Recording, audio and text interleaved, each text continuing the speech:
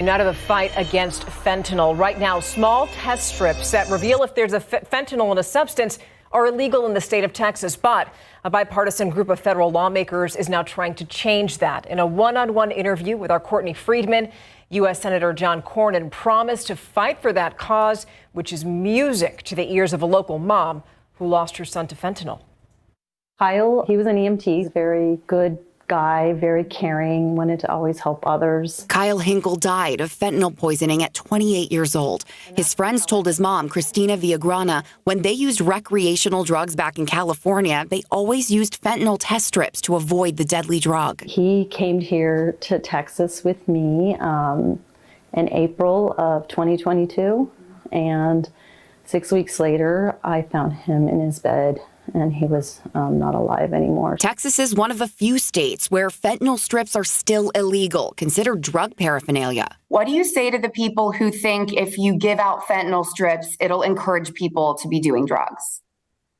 I think the contrary is true. I think if people can actually test the drug, they'll be less inclined to take something that tests positive, obviously, and it will preserve their life. That's why U.S. Senator John Cornyn introduced Senate Bill 2569 in July, which is now headed to the Senate Judiciary Committee. In a new update, Cornyn's team told KSAT they'd already added half a dozen new co-sponsors, both Democrat and Republican, who know fentanyl is now being added to every type of drug, including knockoff prescription pills. These are made to look like things that like Xanax or Percocet. The Texas legislature took up a similar bill last session. We didn't actually get a chance to testify because it never went on the floor. Disappointed, Villagrana and other families who lost their children stand ready to help push the federal version. So if you were asked to go to D.C. to lobby, you'd be there? Yeah, I definitely would go to D.C., yes. To stand up for unsuspecting kids, as well as people with substance use disorder. These people need a chance to get better.